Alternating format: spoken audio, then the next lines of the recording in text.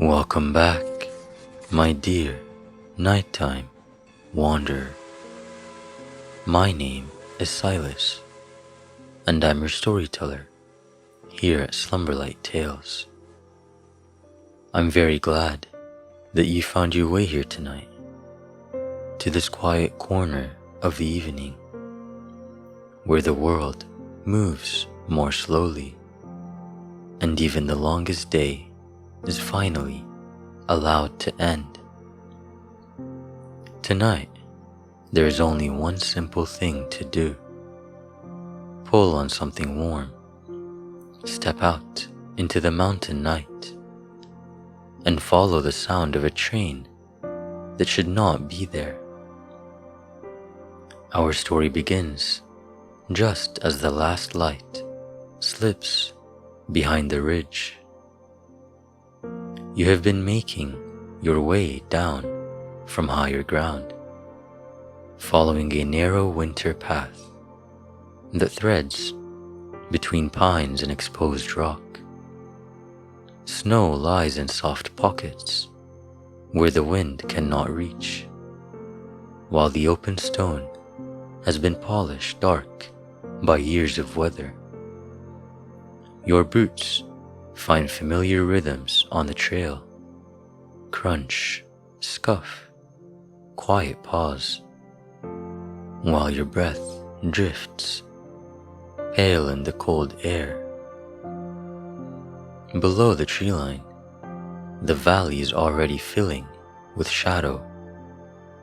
Above you, the sky has turned clear and deep, the first stars sharp enough to look like ice. The mountain is settling into night, branches still, air steady, silence widening. And then, through that silence, a different sound arrives.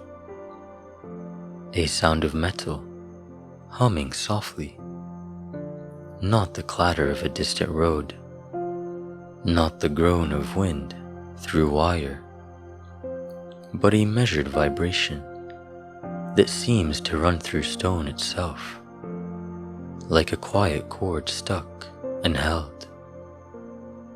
The sound repeats, a faint, regular tremor, accompanied by something else.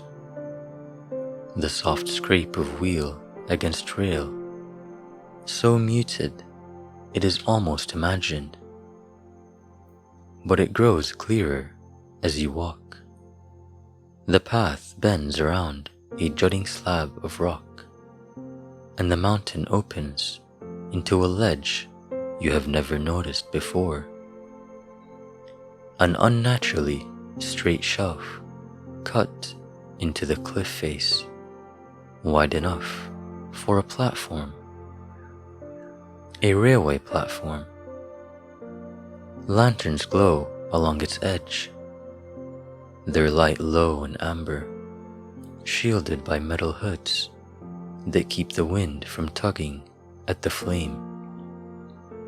A narrow line of track runs beside the platform, disappearing into a tunnel carved directly into the mountain. The stone around the tunnel mouth is smoothed and reinforced with iron bands, riveted in a pattern that looks both practical and old.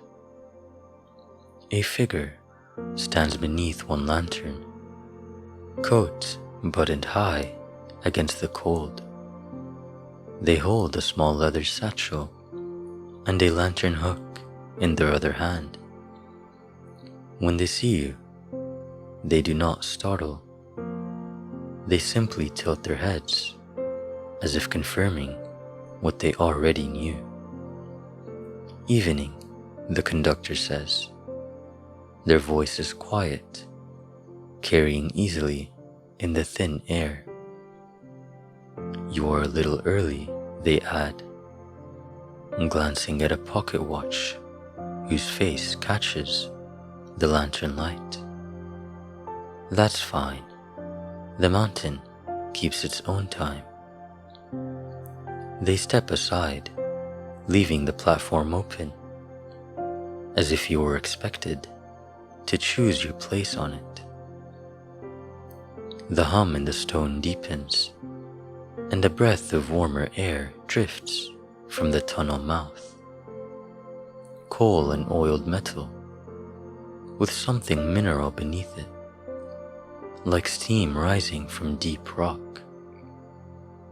A light appears in the darkness, and a train emerges without whistle or announcement, rolling out of the tunnel as if it has been moving forever and simply happened to pass this point tonight.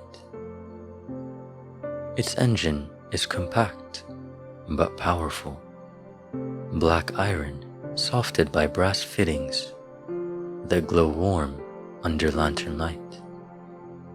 Steam curls from a valve in slow, controlled puffs, never violent, never loud. The cars behind it are wooden, dark-stained, their windows fogged slightly from interior warmth. Each car carries small lamps that sway gently with motion, casting honey-colored pools of light onto polished wood. The train slows and stops with a soft sigh, as if settling its weight rather than halting it. A door slides open, and immediately warmth spills out. Dry heat from a small stove, the scent of pine resin and coal smoke, and the faint sweetness of tea. The conductor gestures with 2 fingers. On then, they say, we'll be moving. You step up into the carriage. The floorboards are smooth beneath your boots, warmed by hidden channels that run under the aisle. Brass rails line the walls.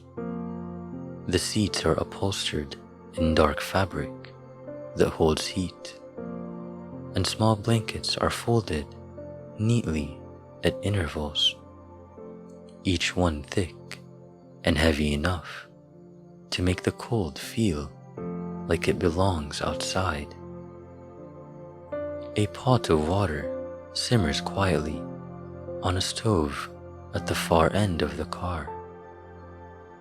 A kettle ticks in small, patient sounds.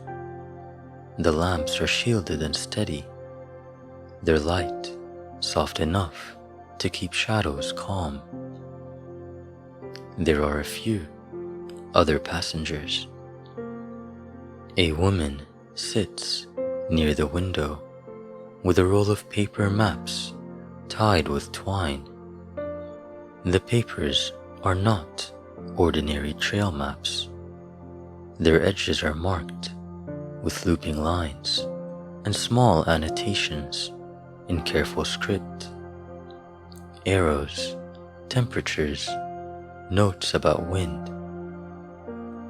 Across the aisle, a man has a wooden case open on his lap.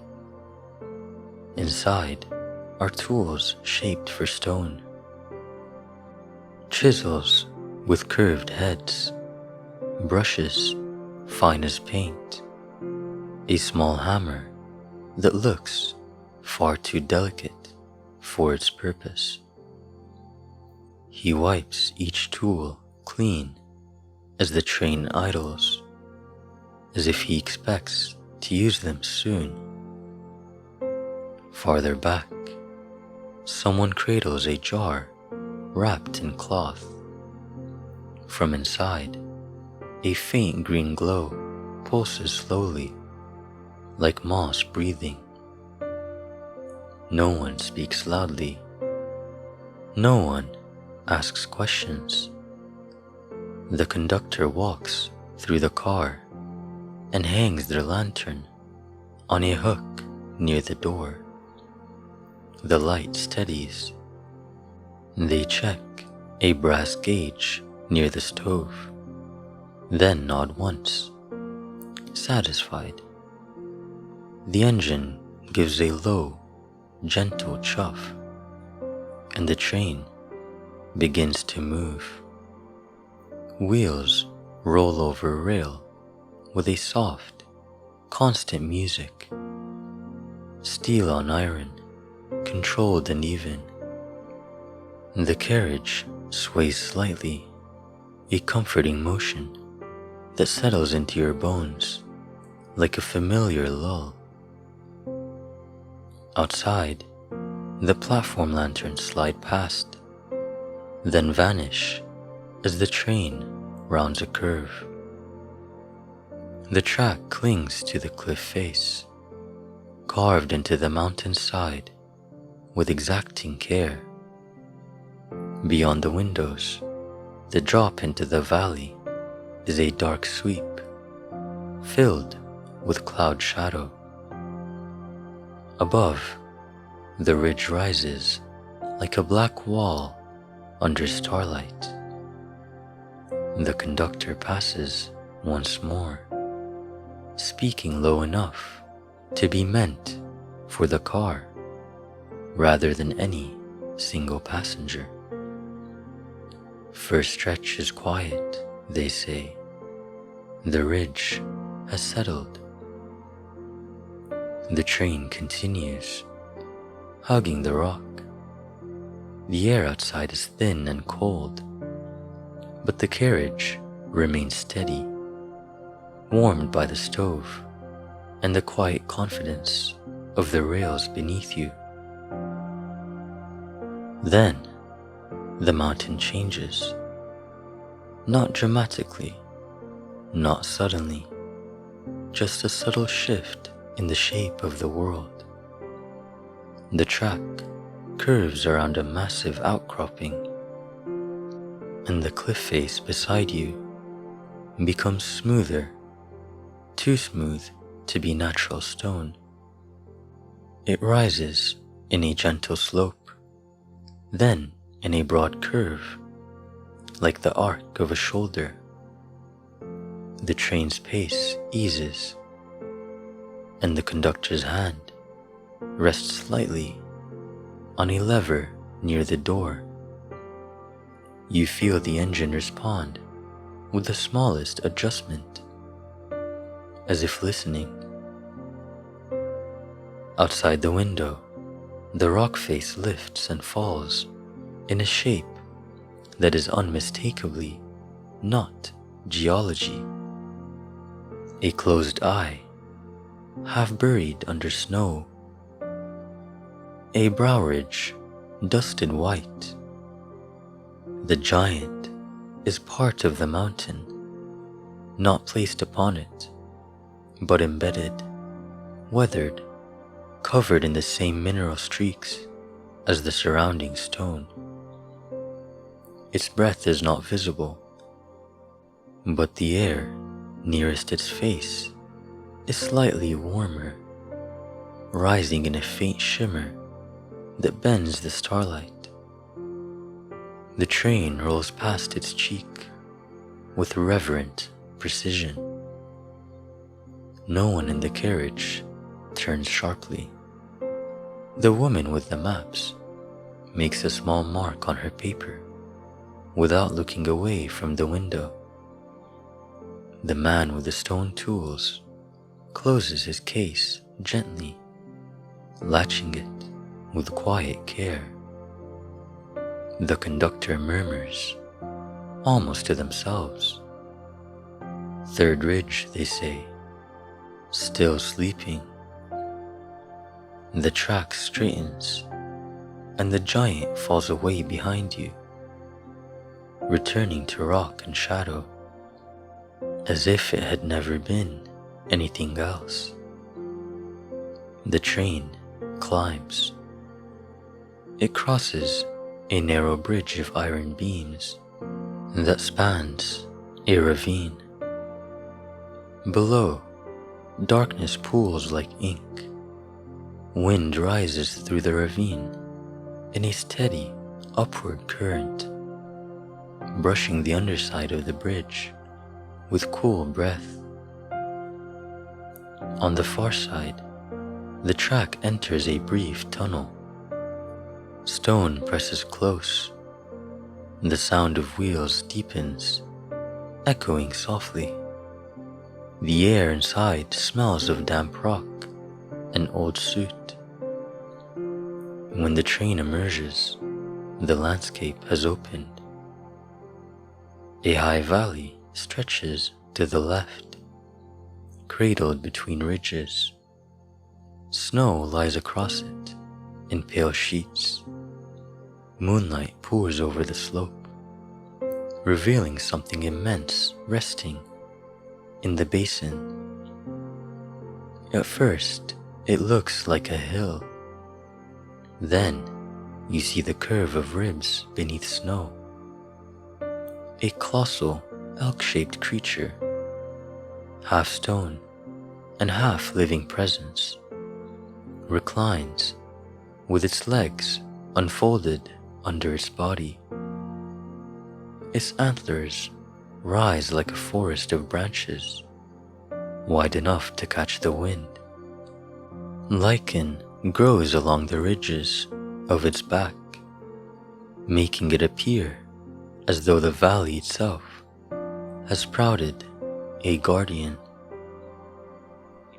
As the train passes, the elk creature lifts its head the smallest amount, not a full motion, just enough to change the angle of its antlers, and the wind responds.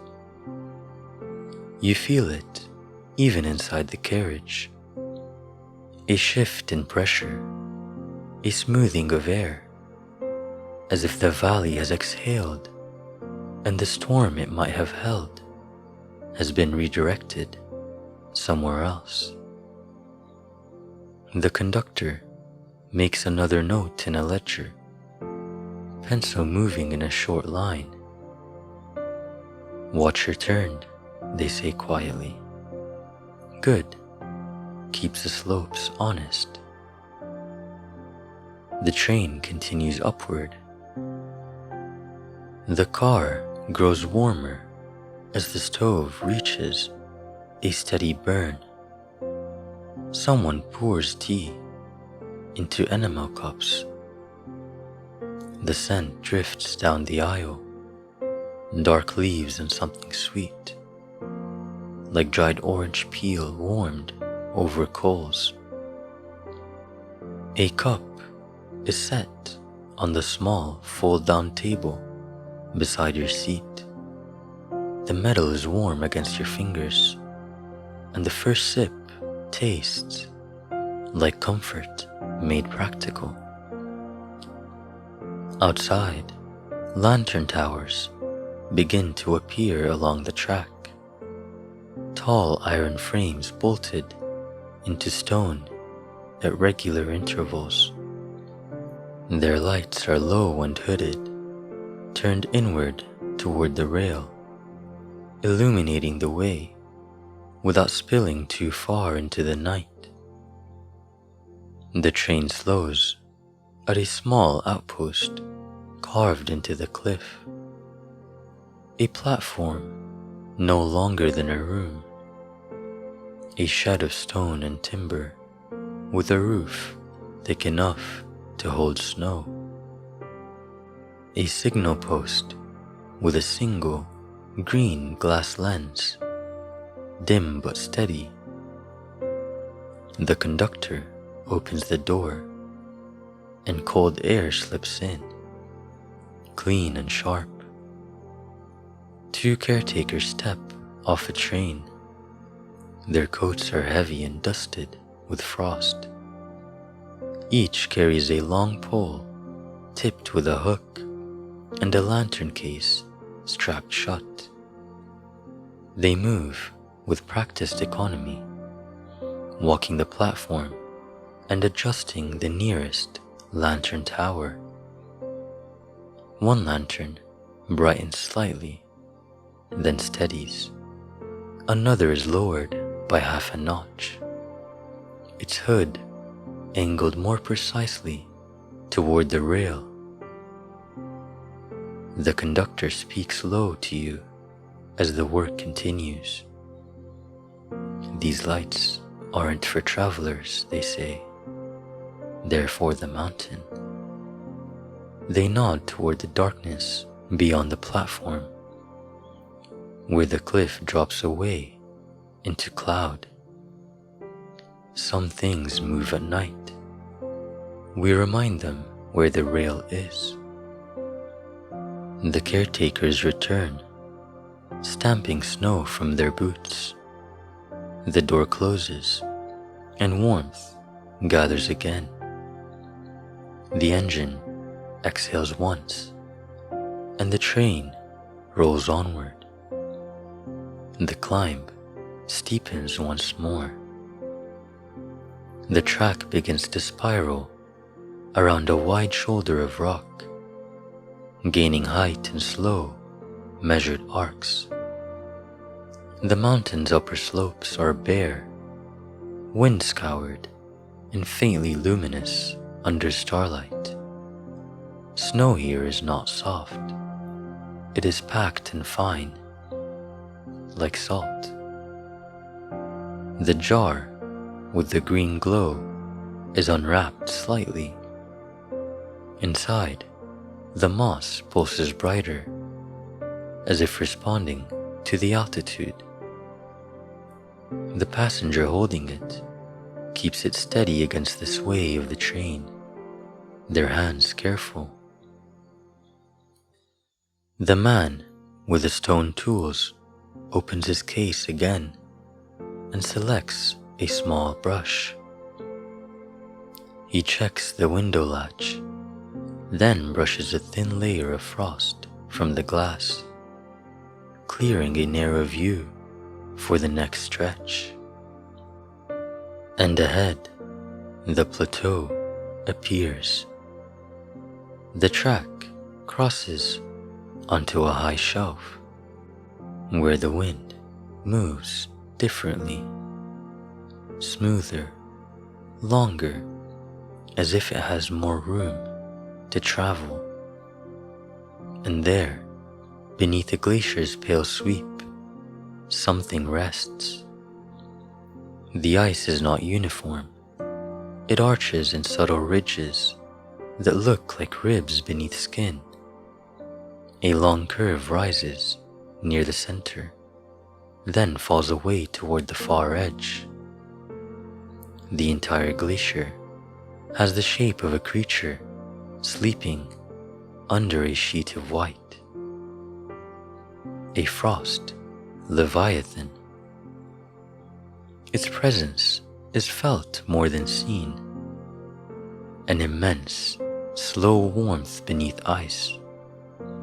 Not hot, but alive enough to keep the glacier from becoming brittle.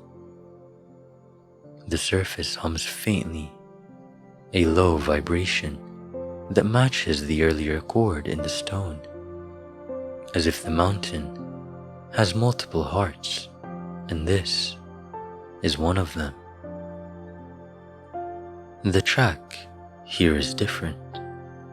Instead of being anchored rigidly, it sits on jointed brackets that allow small movements. As the train crosses, you feel the faintest give, barely perceptible, like walking on a wooden pier that knows how to flex with tide. The conductor watches the gauge near the stove, then the window, then the rail ahead. Breathing steady, they say.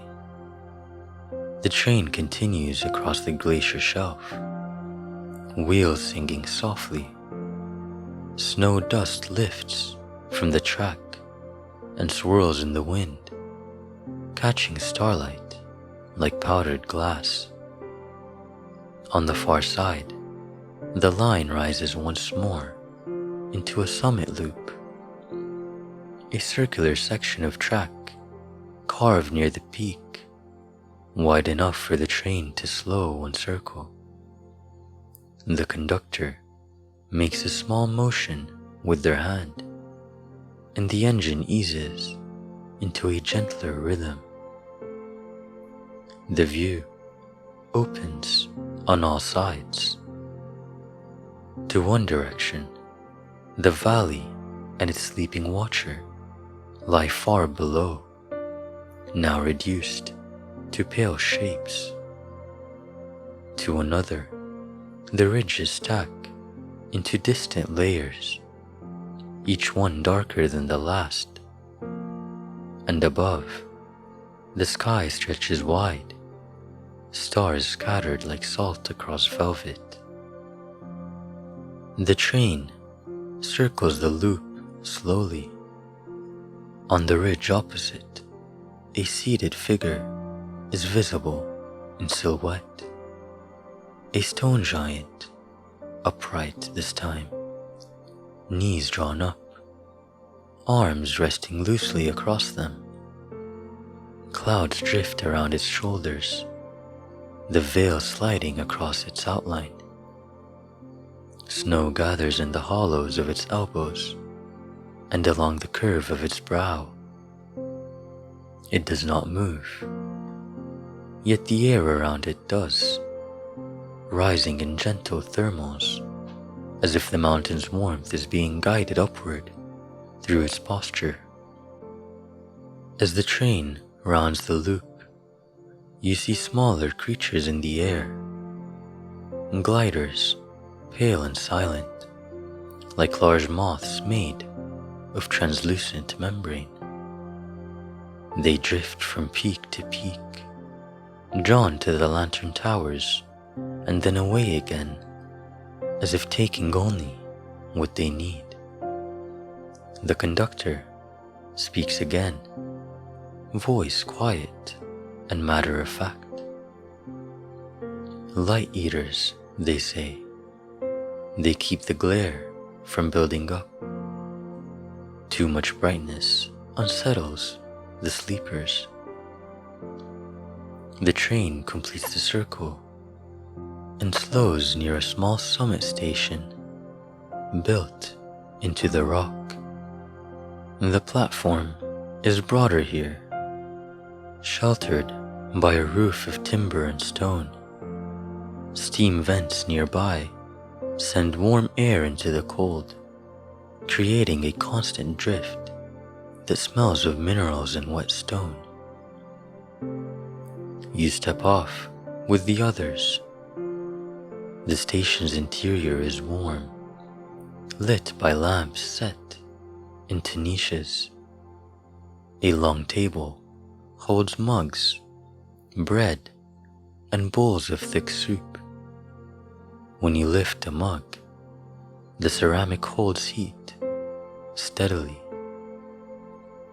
The conductor stands near a wall map, an iron plate etched with the mountain range. Lines of track are marked not only by distance, but by symbols. A curled spiral for the glacier shelf, a branching antler for the valley watcher, a half-moon eye for the ridge giant. You built rail through their country, you say, the words coming naturally into the quiet. The conductor nods once. Long ago, they reply, straight tracks, stiff bolts. We tried to make the mountain behave. They tap the etched spiral near the glacier. It didn't, and neither did they. A pause, a small smile that does not try to charm. So we learned, the conductor continues, to build with their movements instead of against them. The schedule follows settling. The stops follow breath. The rails flex The lanterns signal. The train goes where it's allowed. Outside the station window, the loop track glows faintly where lanterns reflect off polished steel. The wind continues, steady and patient. A bell tone sounds once from a post near the platform. The sound is clear, not loud, carried across rock and into open air. The conductor turns back toward the train. Time to go down, they say. You board again. The carriage warmth greets you like a held pocket of comfort. The lamps sway gently as the train begins its descent. Gravity takes some of the work now, and the engine's rhythm becomes softer, less insistent. The summit loop falls behind. Clouds rise to meet you as the train spirals downward. Steam from the engine mingles briefly with vapor, then disappears. The windows fog slightly, and a passenger wipes a clear circle in the glass with a cloth, revealing the ridgeline sliding past like a dark wave. As you descend, the glacier shelf comes again. The frost leviathan remains beneath its cover, the ice arching with quiet life. The track flexes and steadies. Wheels sing their soft note, and then the train is beyond it, back on firmer rock. Lower still, lantern towers pass one by one. Their light seems smaller now, less necessary as the air grows thicker with forest scent. The outpost platform appears, and you do not stop this time. The caretaker's work has been done. Lanterns remain angled, steady, guiding the rail through the dark. The valley opens again to the left. The watcher lies in its basin, antlers spread to the wind. Snow has gathered along its brow ridge in a new pattern, as if the valley has been quietly redrawn while you were above. The conductor makes one more note in the ledger. Turned once, they say. Good night for it. The ridge giant's embedded face passes again, mostly hidden now by shadow. Only the curve of his cheek catches starlight. The train eases by as before, wheels quiet, stove steady, passengers still. Then the tunnel returns. Stone closes in, sound deepens. The train's lamp glow warmer against the dark walls. For a brief stretch, there is only wheel song and the faint tickling of the kettle by the stove. When you emerge, the original platform appears ahead. Lanterns unchanged, waiting in their low amber pools. The train slows and settles to a stop. The conductor opens the door. Cold air slips in, clean and pine-scented, and the world outside feels closer to ordinary again. Wind, stone, the familiar slope of the trail. You step down onto the platform The conductor meets your gaze with a small nod. Keep to the path, they say. The mountain will keep to its patterns. You turn toward the trail that leads downward. Behind you, the train exhales softly. Steam rises and thins. The lanterns along the platform glow steady as the engine backs into the tunnel, disappearing into the mountain without echo or announcement. The hum in the stone fades. Your boots find the trail again, crunching lightly through the thin snow. Pines gather around you as you descend, their needles whispering when the wind brushes through. The air tastes less metallic now, more green and resinous, grounded by forest. Above, the ridgeline is a dark shape against a field of stars. There is no sign of rail from here, no whistle, no smoke, only the mountain holding its quiet arrangements through the night, while somewhere within its stone a train continues its once-a-night route, and the path carries you home.